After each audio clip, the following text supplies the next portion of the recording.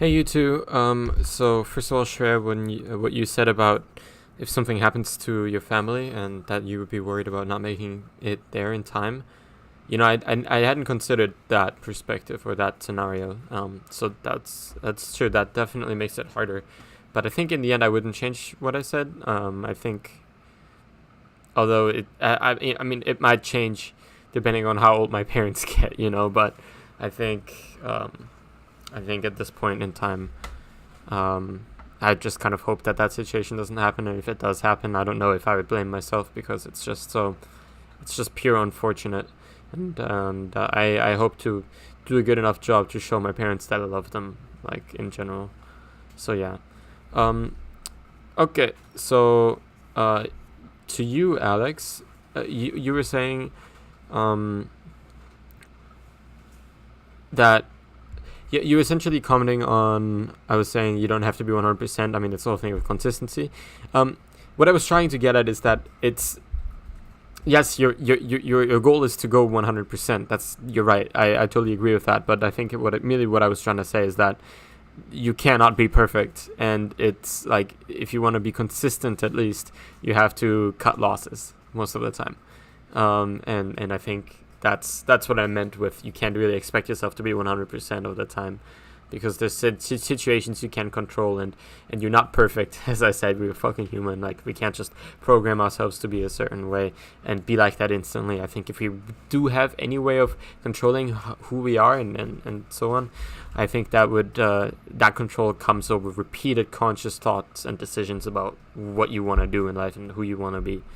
Then you were saying that you oftentimes write down behaviors that you don't like about yourself, and in situations where those happen. And actually, that's a really good idea, and that I think I'm gonna start doing that.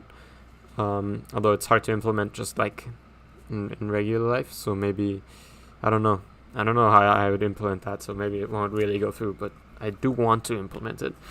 And then you hold up. So yeah, you asked me why I think it's negative to have like a puppy-like enthusiasm from time to time, and I think a lot of the times it's not too bad. Of course, when people start looking at you like a puppy, like although you're just like I don't know, a lost kid, that really bothers me a lot.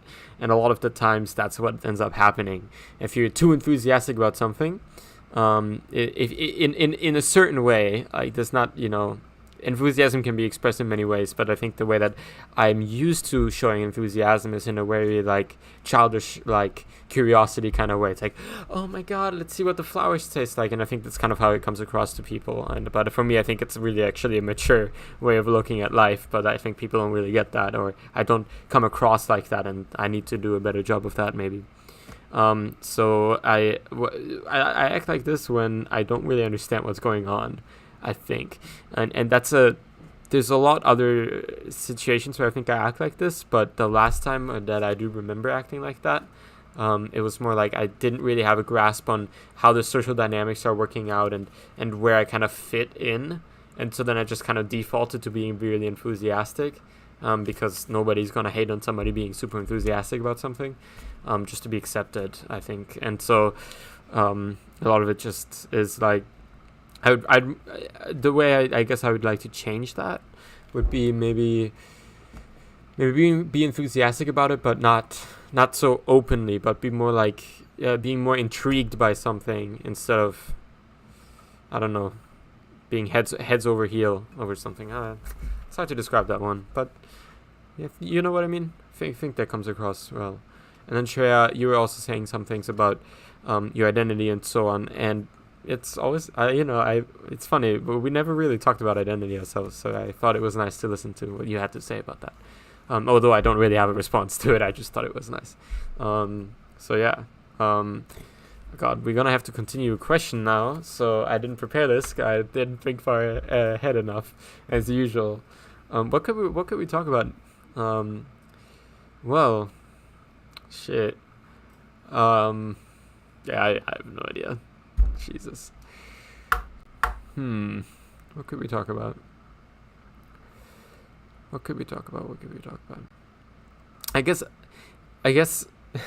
I don't want to exclude you from the conversation, sure, but I actually have a question that's directed at Alex specifically, because I'm curious. Like, when you say that you feel like people don't really respect you, that's interesting, and I can see how that happens with your types of personality, because you come across as timid, but actually you're just really caring, and so yeah, I can see how that comes across, but I'm a bit more curious on how you feel about that. So if you can find some ways to, I don't know, explore that whole path a little bit more, that'd be interesting. And I guess for you, Shreya, I think that's interesting. Do you feel like people ever disrespect you a lot? That'd be interesting to hear as well. So yeah, see you guys tomorrow.